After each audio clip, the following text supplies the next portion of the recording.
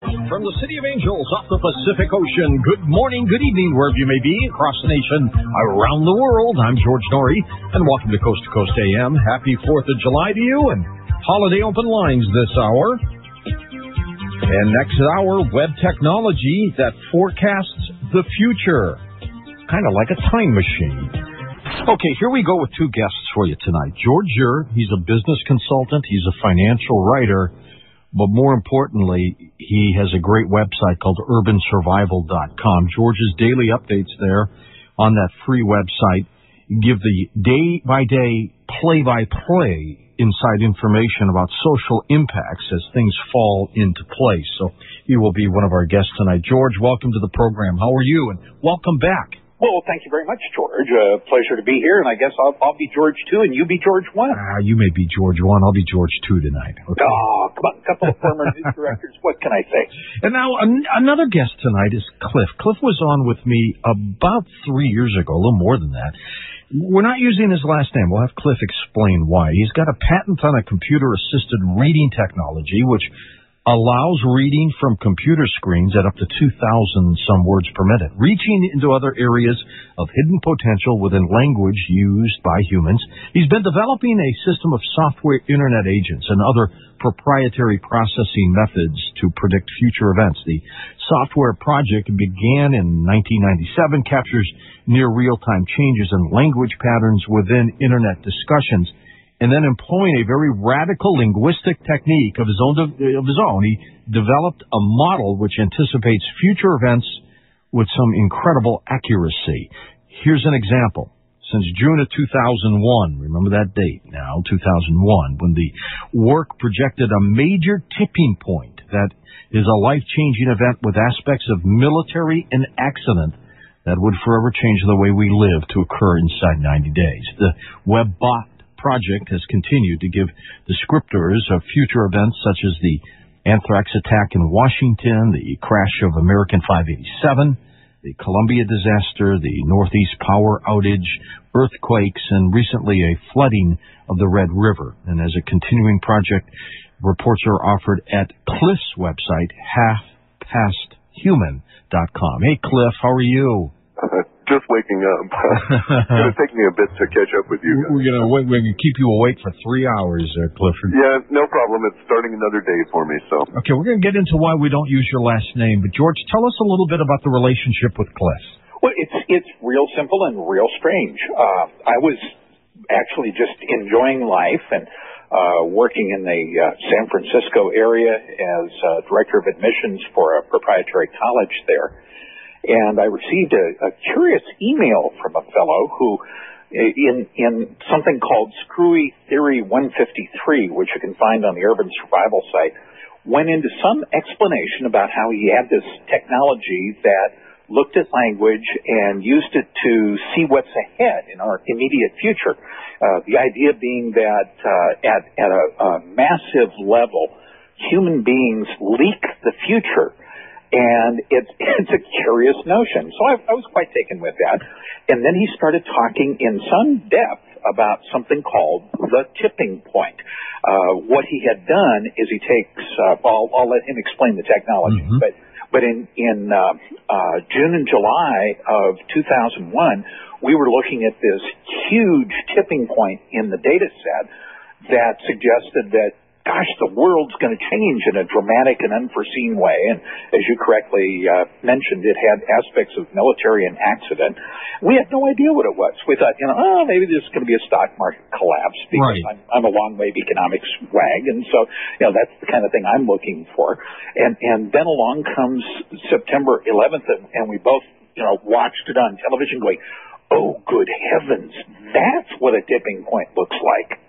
And ever since then, we've seen, I won't call them tipping points, but we've certainly been able to catch certain aspects of future events correctly when you look at it from how you would describe it at the archetype level.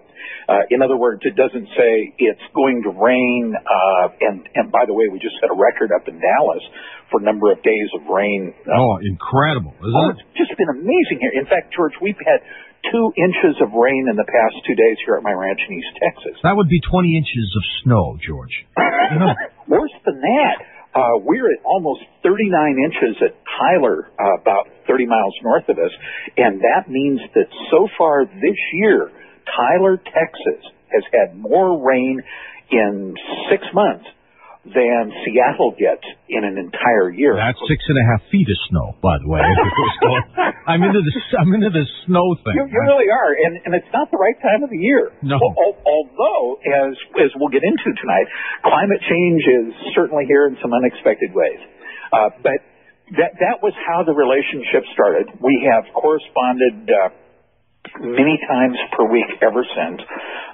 Sometimes we'll chat 3 times a day, and sometimes we'll go a week or 2 without talking about it. I've encouraged Clif to keep the technology going. One of our biggest concerns is we don't want to get turned into a government project of some kind. We're trying to do this as just a couple of guys in the garage with a few servers hung on the internet and looking at what's out there.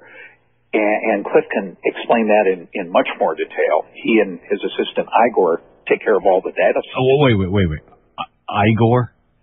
Is our little euphemism for someone who wishes to remain anonymous because he's quite sure that at some point the men with the white nets are going to come and scoop up George and myself. Is this a human? He saw it in the whole process. Clif, is this a real person? Correct. Yes, and we just use Igor as a place. All right. He doesn't have this huge humpback or anything like that. No. We're talking about a very astute individual with many years serving in the military, guarding national secrets. So he doesn't call you master or anything like that. I'm sorry? He doesn't call you master or anything like that. No, actually, the things he calls me mostly we couldn't say on radio. And he hasn't been in a Mel Brooks movie. No, not at all. Okay, Clif, you were on with me a little over 3 years ago.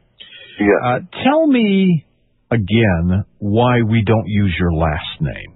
I'm just not into the whole cult of personality thing, and it has certain consequences in my line of work because we run a linguistic analysis program in depth. We have to be very careful about polluting our own data stream, and this can come in rather odd ways. So, for instance, if I were to go out and do extensive speaking about the work and use the language in which we find within the work, then it may be found by people corresponding with others about it if they found it of interest. Make sense? Yeah. Okay. You're not really hiding, though, are you? No. I mean, I'm very easy to locate. Trouble knows my address. It camps out in my... Clif's your first name? Your real first name? Clif is my real first name. Okay. All right. Very good. Now, George, when you started realizing there's really something to this, I mean, what was it like for you? Well, it was really quite shocking. I had written extensively for about a month and a half about this tipping point coming. And my wife and I were living on our sailboat at Oyster Point in South San Francisco. And I was commuting down to the South Bay every day. And that particular morning, I woke up, was watching television, and saw the planes hit the Twin Towers, and it literally shocked me to the core. I mean, it's one thing, George, to have somebody say, okay, I think this is what's going to happen, or, you know, the Ouija board kind of stuff, or the unclear dream, but to have a date range that's very close and say our life is never going to be the same, and then wake up to the reality of 9/11. I mean, it was very, very shocking. And then a couple of weeks later, Clif and I were corresponding, and he said, well, the next thing that's going to happen is attack on house, what was it? Assemblage. Yeah, attack on house or assemblage. And along came the anthrax. Yeah. And you know, it doesn't take, you know, the odds of this thing or this process working, if it was just a one-off deal, it would be, you know, so what? You know, just another interesting statistic. Another fluke, right? Yeah, right.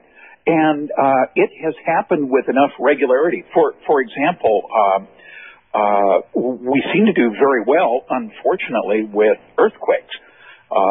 In August of 2004, we had very, very interesting references to earthquakes. And we're gonna bring out the predictors tonight toward the end of the show. We're gonna go through some of these possibilities. Yeah. So in August of 2004, we were looking at earthquake descriptors, and there was all this discussion about land driven back to a previous age. And then along came Clif, September 25th, the Redwood City quake during the... the trial that, we were also the Peterson references to a trial that was upset by an earthquake, and that was the Peterson trial. It was momentarily delayed. Mm-hmm. Mm-hmm.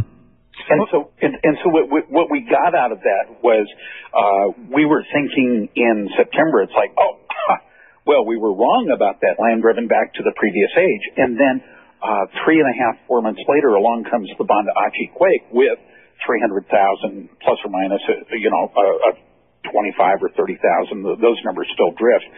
But we actually saw the fulfillment. So over the period we've been running this experiment, if you will, we have developed some things that Clif has been really astute at figuring out.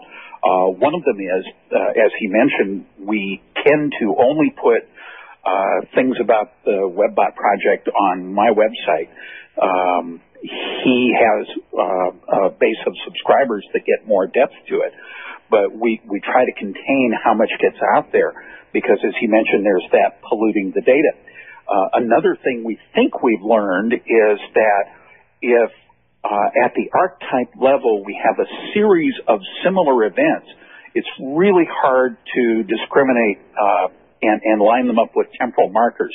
In other words, in August of 2004, if you're looking at earthquakes, you'll get certain aspects of the Redwood City quake, like talk about abandoning a prison, courthouse, trial interrupted. And you also will get aspects of a further out event, and the further out event was the land driven back to previous age. And so when you line them up, am I describing that well, Clif? Yeah, very, very well. Keep going, yeah. Yeah. When events line up down at the archetype level, it's very hard to assign markers to them. And we're, constantly discussing different ideas of how to get those temporal markers more and more specific.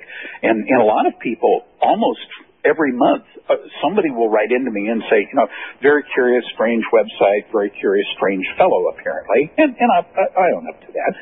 And they'll ask me a real simple question. It's like, okay, so if you guys can do this, how come you're not filthy rich, retired to some island someplace? And we both, I won't say we've taken a vow of poverty. That sort of comes with the territory. But if you start using technology like this, karmically, you really have almost an unfair advantage over other people. That's one point. The second point is that if we were to use the technology in a financially directed way, everybody who wants a shortcut to a buck, which is a huge segment of society, would be beating a path to the door. And frankly, we're not interested in that. We're more interested in the larger issues, which include things like do we talk about it yet, Clif? Global. Yeah, go ahead, George. Whatever. Yeah. Well, I'll let you